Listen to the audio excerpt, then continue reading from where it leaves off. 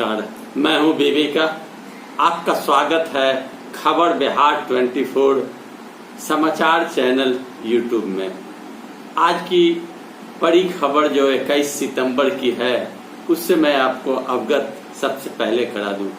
बिहार के 13 विश्वविद्यालय में बहाल होंगे अब 4,638 सहायक प्राध्यापक।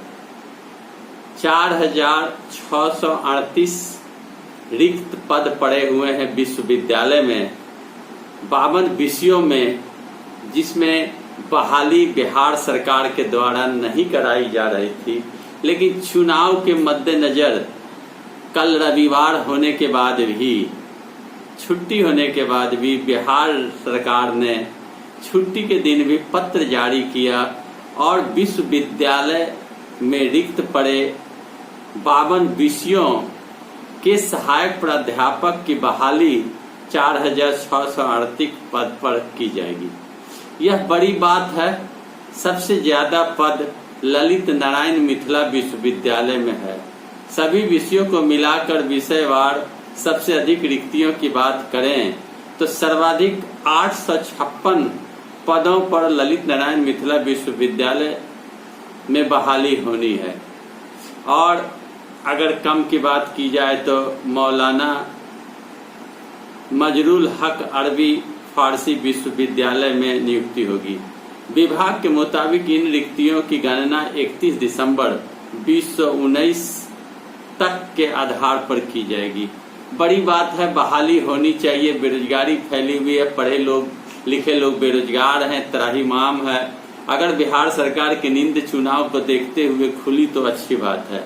साथ ही साथ मैं बताऊं कि बीएड प्रवेश परीक्षा सुबह 9 बजे से होगी और बिहार के करीबन 22 सितंबर यानी कल होनी है।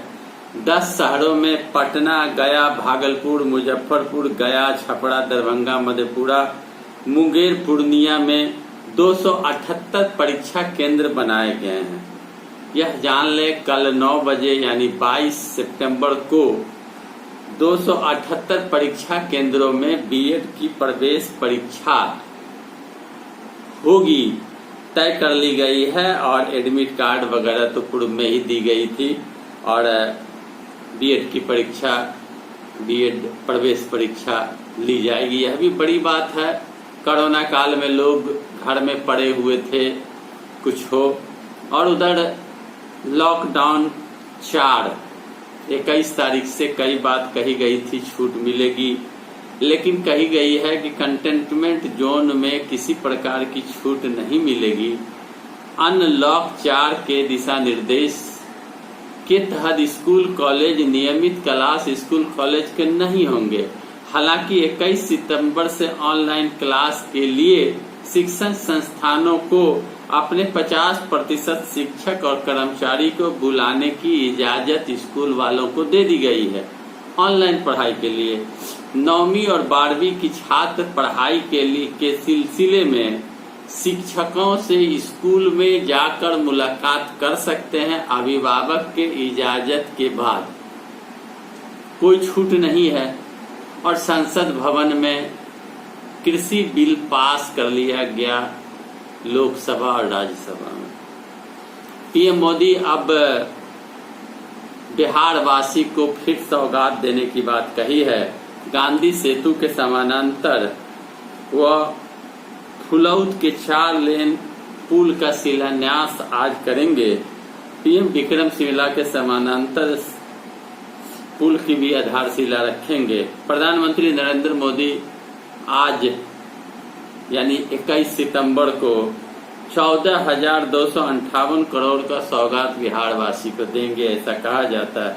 3 महासेतु में एक गांधी सेतु, दूसरा विक्रमशिला सेतु के समानांतर और तीसरा फुलौत का 4 लेन का पुल शामिल है। जबकि 4 सड़कों आरा मोहनिया, रजौड़ी, बख्तियारपुर, नरेनपुर, पूर्णिया व कन्हौली, रामनगर शामिल है। अब देखना यह है कि सड़कों का जाल बिछाने की बात, अब पुलों की बनाने की बात कही जाती है, लेकिन कब तक और कहां तक बनेगी यह थोड़ा कठिनाईपूर्ण बात है। और साथ ही साथ मैं बताऊं आपको कि अब धार्मिक आयोजनों में 100 व्यक्ति को परमिशन दी गई है जो शामिल हो सकते हैं, और शादी ब्याह में 100 व्यक्ति शामिल हो सकते हैं। किसी प्रकार की कोई छूट नहीं दी गई है, और कही गई थी छूट देने की बात, लेकिन छूट नहीं मिली है। गया जिले के लौंगी भुइया इस शख्स ने 20 सालों से लगातार 5 किलोमीटर नहर खोदने का काम किया, और यह समाचार छपते ही महिंद्रा ट्रैक्टर ने इस कर्मयोगी को एक ट्रैक्टर दिया, और बिहार सरकार की नींद खुली। और नींद खुलने के बिहार सरकार ने घोषणा कर दिया कि जो मुहिम लौंगी भुइया उठाया हुआ है 20 वर्षों से, उस मुहिम को अब बिहार सरकार चलाएगी। और कृषि मंत्री संजय झा ने भी कहा और उन्हें सूचित किया कि अब नहर खुदाई का काम अब सरकार करेगी। अब देखना यह है कि सरकार की यह घोषणा चुनावी घोषणा है या हकीकत में की जाएगी। राज्य में 50 की उम्र पार संक्रमितों का अब जांच किया जाएगा, और उन मरीजों के लिए विशेष सुविधा की बात कही गई है। बिहार में शहरी निकायों में नए सिरे से वेंडर का सर्वे किया गया है। जो कोरोना काल में आने वाले और छूटे हुए वेंडर भी थे, उनका नए सिरे से सर्वे हुआ। 142 शहरी निकायों में नए सिरे से रेहड़ी फेरी वाले का सर्वे किया गया। 30,000 वेंडरों ने पीएम स्वनिधि योजना के तहत लोन के लिए आवेदन किया था। इन सारी कार्यों को किया जा रहा। अब देखना यह है कि ये सारे कार्य कब संपन्न होते हैं। चूंकि चुनाव है, चुनाव में सरकार की बड़ी बड़ी वादे होते हैं, लंबे लंबे घोषणाएं होती है, लेकिन काम धरातल पर नहीं पहुंचती, ऐसा आरोप लगता है। अब देखना है कि बहाली की बात है, गरीबों के हित की बात है, लेकिन कहाँ तक होती है यह तो बाद में खुलकर पता चलेगा। आप मेरे वीडियो को देख रहे हैं, आपको देखने के बाद कैसा लगा? अच्छा लगा तो कमेंट बॉक्स में जाकर आप अपनी राय अवश्य लिखें, और साथ ही साथ मेरे चैनल को सब्सक्राइब करें, लाल बटन घंटी दबाकर शेयर करें दोस्तों और मित्रों में, और लाइक अवश्य कर दें। धन्यवाद।